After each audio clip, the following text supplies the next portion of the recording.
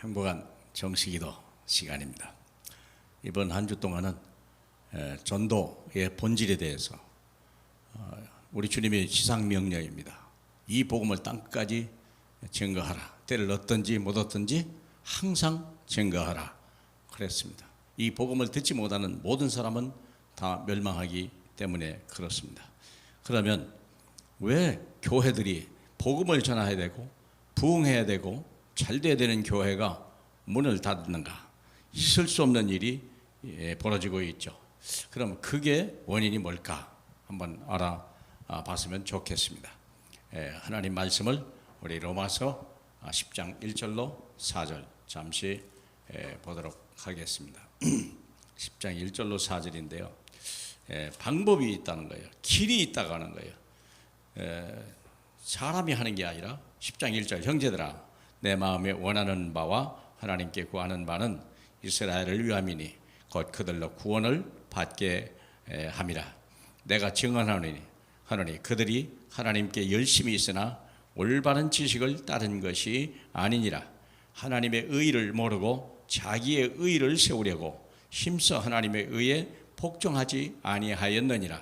그리스도는 모든 믿는 자에게 의를 이루게 하여 율법의 마침이 되느니라. 아멘. 우리가 보통 생각할 때 교회 부흥, 전도 그냥 열심히 또 바르게 착하게 성실하게 하면 될 것 같죠. 세상 방법으로서는 옳은 말씀입니다. 그러나 하나님의 방법은 거리가 멀다고 하는 걸 생각하셔야 돼요. 열심으로 말하면 어떻게 바리새인을 따라가고 지식으로 또 지식으로 말하면 어떻게 우리가 유대인을 따라가겠습니다. 생각해 보세요. 그래서 우리가 왜 교회 문을 닫지? 처음엔 잘 되는 것 같은데 시작도 어렵지만 첫째는 제일 중요한 건 정확한 복음을 전파하라. 정확한 복음이 뭐냐? 우리가 칼을 갈아도 날카롭게, 송곳을 갈아도 끝을 회게, 화살을 갈아도 끝을 날카롭게 해야 깊이 박히고 제대로 박히고 떨어지지 않는 거죠. 다시 말하면 복음이 희미하고 복음을 말할 수 없다는 거예요. 대체로 보면 되게 이게 방송국에 나와서 복음이라고 얘기하는 걸 보면 밥퍼주고 구제해주고 그 애들 가르쳐주고 뭐 물도 퍼주고 나쁜 건 아닙니다만 그게 복음은 절대 아닙니다. 그렇다고 해서 그 사람이 영혼이 구원받냐? 그들의 문제가 해결받냐? 하나님의 축복이 임하냐? 절대 그렇지 않습니다. 사람이 영광을 받을 수 있죠. 돈을 주는데요, 옷을 주는데요, 밥을 주는데요, 고맙죠. 사람 앞에 계죠. 근데 실제로는 복음을 알면 사람이 중요한 게 아닙니다. 하나님이 이루신 일입니다. 십자가 사건이죠. 요한복음 우리 마태복음 16장 13절로 보니까 세례 요한이나 또 예레미야나 또 엘리야나 여러 가지 사람들이 있으나 너희는 나를 누구라 하냐 그랬더니 주는 그리스도시요 살아계신 하나님의 아들이십니다. 바요나 시모나 복이 있도다. 이걸 내게 알기에는 내 혈육이 아니요 너희 하나님 아버지시니라 하겠죠. 내가 이 반석 위에 나의 교회를 세우리라. 그렇습니다. 예수가 그리스도라고. 그게 바로 왜 예수가 그리스도다. 예수 그리스도가 이름이 아니고 직분이 아니고 예수 그리스도가 하신 일입니다. 그걸 우리가 말할 수 있을 때 그분이 그리스도다. 유대인들에게 그 마국간에 태어나고 베들레헴에서 태어나고 저 갈릴리에서 자란 그 예수가 우리의 모든 문제를 해결하신 참 왕이요 참 선지자시요 참 제사장이요 모든 문제를 요한복음 19장 30절에 다 끝을 냈다. 이게 정확한 복음이에요. 끝났다 얘기해야 돼요. 더 이상 문제가 아니다. 그분은 인생의 모든 문제를 다 해결하셨습니다. 두 번째, 우리는 그렇다면 이 복음이 필요한 사람이 있어요. 갈급한 자, 병든 자, 중풍병자, 정말 가난한 자, 큰 위기를 만난 자, 거기다가 충성된 사람도 있어요. 마라다 같이 뭔가 하나님 앞에 헌신 봉사하고 싶은 사람 있죠. 필요하다니까요. 병든 자. 그러나 더 중요한 게 있어요. 사명자. 70인이요. 누가복음 10장에 보니까 70인을 각 두 사람씩 적어주어서 각성 각천으로 보냈더라 그랬죠. 이런 사람을 찾아야 돼요. 그게 제일 쉬운 것은 갈급한 자예요. 문제를 가지고 있는데 해결할 방법이 없는 거예요. 12회를 한루병으로 알았지만요, 많은 의원들에게 괴로움을 당하고 돈을 다 허비하고 병은 더해갔더라. 그게 바로 문제를 해결하신 분이 그리스도거든요. 이게 우리가 그 얘기를 먼저 해야 돼요.